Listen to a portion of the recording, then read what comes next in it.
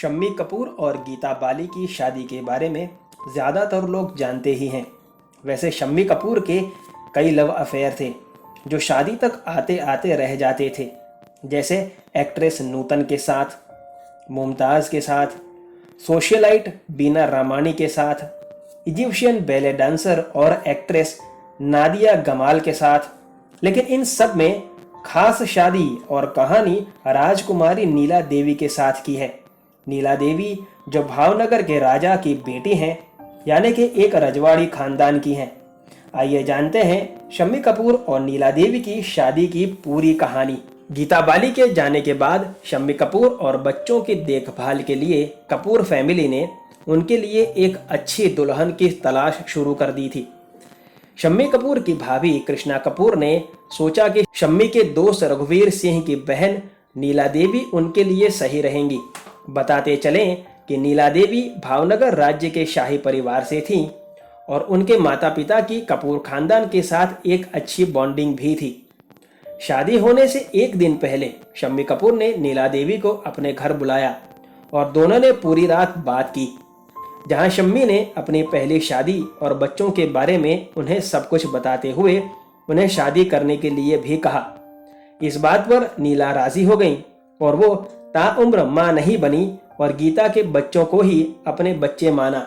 अगले दिन शम्मी के पिता पृथ्वीराज कपूर नीला के पिता के पास अपने बेटे के लिए उनकी बेटी का हाथ मांगने गए।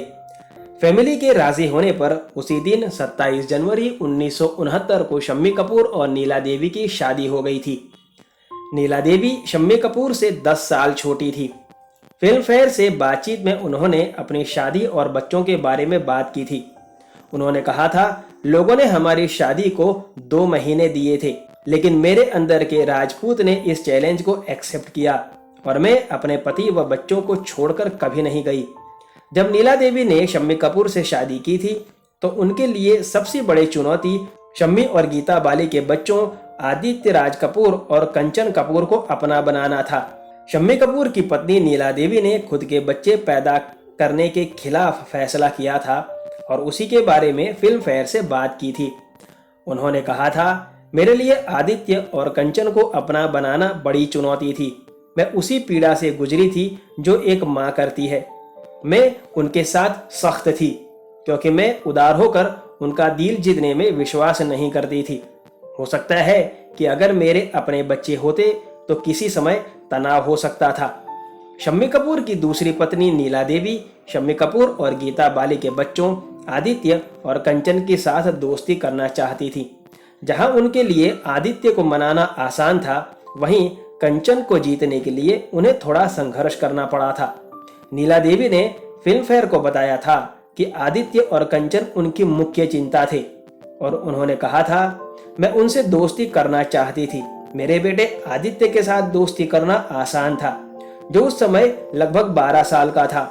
शम्मी कपूर और गीता बाली की बेटी कंचन जो उस समय सिर्फ 7 साल की थी, लेकिन उसको जीत पाना काफी मुश्किल था। इस बारे में बात करते हुए उन्होंने कहा था, वह केवल 3.5 साल की थी जब उसकी माँ का निधन हो गया था। कंचन उस समय नासमझ थी क्योंकि वह अपनी माँ को नहीं जानती थी। वो थोड़ा सा अपने पिता को जानती थी और अब कोई उसके पिता के साथ रहने लगा था। वह मुझे देखती रहती। उसे आश्चर्य हो रहा था कि पहले महिला आती थी और चली जाती थी, ये तो स्थायी हो गई है। हालांकि समय के साथ दोनों का रिश्ता मजबूत हो गया।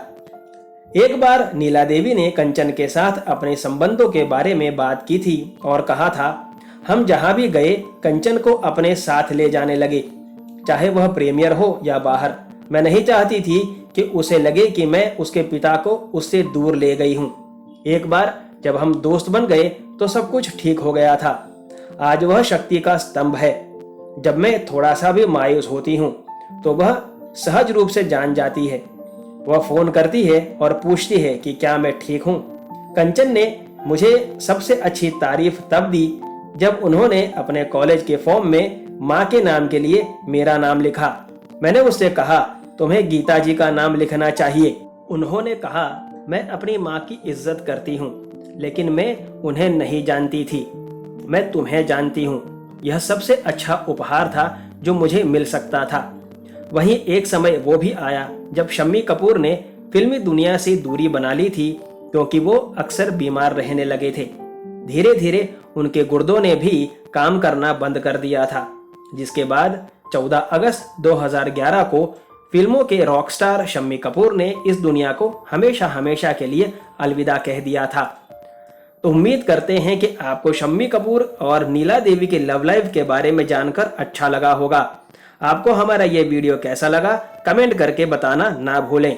साथ ही हमारे लिए कोई सलाह है तो ज़रूर दें। धन्यवाद।